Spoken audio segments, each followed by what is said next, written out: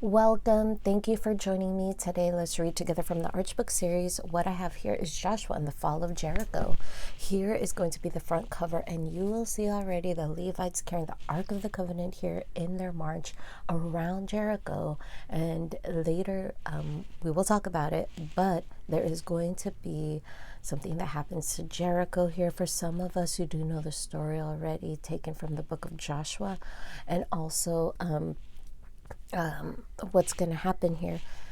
We're going to see how the authors depict this story. This is the story here of, God leading his people and continuing to lead them to the promised land. How God keeps his promises, how he does so with the Israelites in this exact scene, as well as this is a story of, yes, bravery here that we know from Joshua 1:9. These are the Israelites, just so many of them circling around Jericho. This is what God commanded, and they obeyed. They knew that they needed to, and this is how the story unfolds. This book is going to be taken from Numbers 27:12 to 23, and Joshua 1:3, those chapters, and Joshua 5:13, all the way to Joshua 6 to the 27th verse. Our children's version today is written by Sarah H. Lowe, illustrations by Mina Price, and this is going to be somewhat of the newer part of the newer series of this arch of books. Okay, so we're going to get started with this story together right now. And again, it's going to be about Joshua here taking over and the new leadership here of the Israelite people. Moses, you'll see here in this page, is getting old, and he's going to go on now in his own separate journey. And Joshua now has to succeed him and basically be, now under this leadership. He's going to be in this leadership, that is, and he is going to do a big job. But he's not alone, he's with God, and that's what Moses is emphasizing as well. Moses come to mountain, saw the promised land. Then on Joshua, son of Nun, he firmly placed his hands. Moses gave authority to Joshua that day, trusting him to wisely lead the people, come what may. As Moses' right-hand man, he was poised to lead the way. He listened very carefully to all God had to say. Be strong and courageous, step out in faith, and go to the land I promised you a long, long time ago. And it is now at this time where they could finally physically see this promised land. And Joshua here, his name is very similar to Yeshua. Yeshua is also Hebrew for Jesus, and Jesus, that's the translation here of what Yeshua is. Jesus is the Messiah here, and that's what his name is saying when we hear Jesus. And you will see here there is Joshua kind of foreshadowing what is to come of Jesus, that is later in the Bible, to fulfill God's promise here of leading all of God's people here to where they need to be. And so here is Joshua, which is very, very, very similar to the Hebrew word Yeshua, which means Jesus here, that his name, has that significance of, right? How awesome. And so we kind of see this instant correlation of each other. And we see Joshua here is willing to take on this task, even though he knows it's going to come with many trials and tribulations. But just like what Jesus promises us, just like how Jesus ensures us that he'll always be with us, not to worry, not to fret, not to be anxious. There is peace that he will give each and every one of us, not like what the world could give us or anything this world can offer. That can therefore also provide peace, but no, it comes from God himself.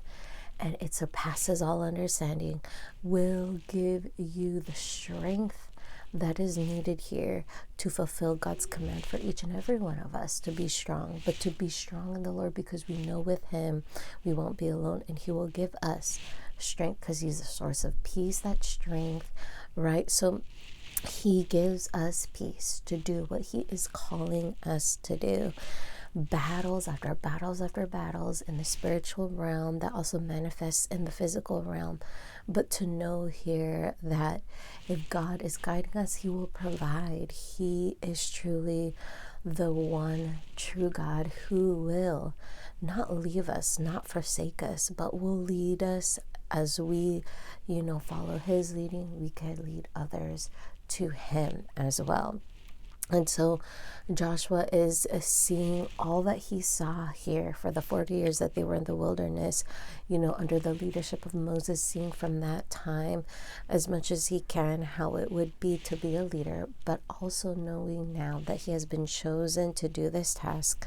He knows he's fully equipped, and to walk by faith, not to worry, and to continue to see that he has been privileged to know Moses, to be, like it says here, his right hand man, to be, mentored by him. And now he could take on his calling at this time in his way, but in also having the right guidance here and wisdom to do what is needed in the end. And so he is looking out at the goal, as he should, because God allowed him to kind of have a glimpse here of what he is working towards, but also Moses is able to see it himself.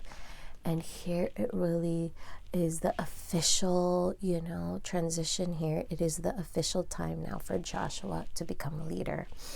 And here it is. So we're going to continue on with this. And it says here, obeying God's command, Joshua began to plan. He sent 2 spies to Jericho to inspect the land. The spies were almost caught by the king of Jericho, but Rahab hid them on her roof and later let them go. Rahab was a woman who knew God's power and might. She asked the spies for kindness for saving them that night.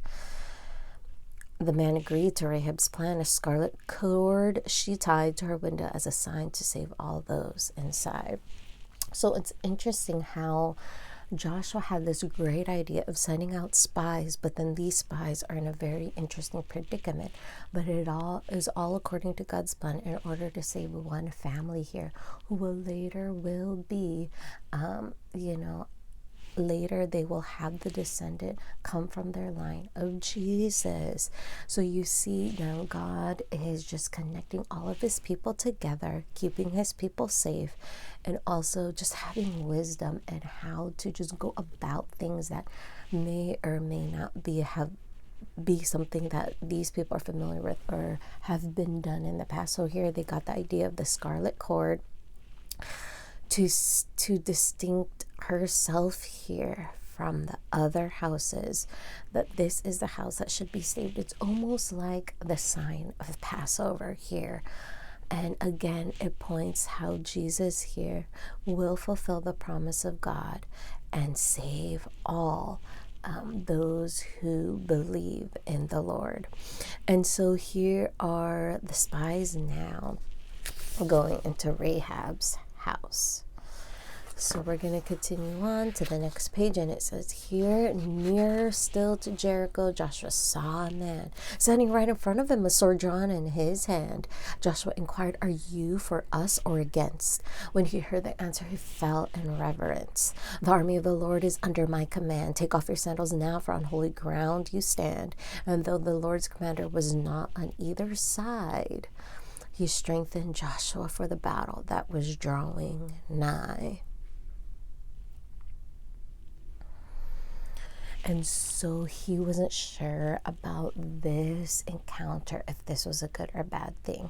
But it was a sign here of God encouraging him for the battle ahead is very significant and very important and very, very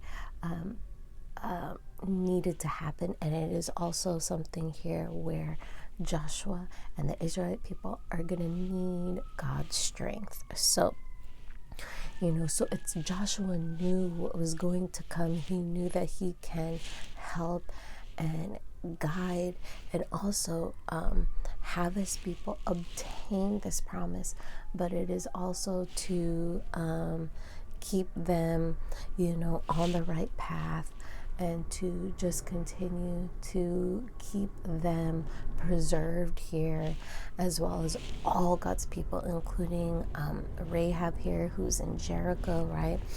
Just everybody here of God's people just being preserved, protected, and guided out of something that is going to happen, that is going to be a fall, that is going to be a lot of chaos and tribulation. So it's just interesting here how Joshua is just continuing to have faith here, just having all the help and the mentorship and the supernatural power here to do what he needs to do. And the key thing is that he loves God and has a relationship with him and is willing to obey him and continuing to seek him prayerfully and diligently. So in the end here, it's all about just being close to the Lord, understanding his voice among the others, and be willing to be able to receive what he has correctly, as to say to Joshua and God's people correctly, right? So here we go. We'll have here Joshua. Joshua now is talking to the people and explaining exactly what's God's plan is. In the walls of Jericho, the gates were shut up tight because the people were afraid of the Israelites. So what do you think Joshua chose to do that day? Again, he listened carefully to all God had to say. Jericho, its king and men, I place into your hand. Follow my instructions for how to win the land. March around the city once and do this for 6 days. But on the 7th, you will march in a different way. Okay, so this is going to be a process. It's going to take about a week. It's not going to take, as long as, it's not going to take more than a week, but it will take a 7-day period, and it will be here around the walls of Jericho. They go. Of course, the gates are closed. They can't barge in, and that's not even what God wants them to do. God just wants them to march around, and it's only once. It could be that it is such a big city, right? So once was, a big lap, but here Joshua just knows surely that God wants them to have the victory and to overthrow these people, for them not to rule over Jericho, that is, but to just really disappear and just be not an obstacle for them any longer to get to where they need to be. So it was more like an obstacle that needed to be, removed. And it was a very, very hard thing to remove. It is such a process, but was very, very key in order for them to get to the promised land. They're so close, right? And so, it's gonna be the amount of people here to all be convinced here and obey, and that is a lot of people. So Joshua really needed to be convincing here and be adamant about the fact that God wanted them to do this.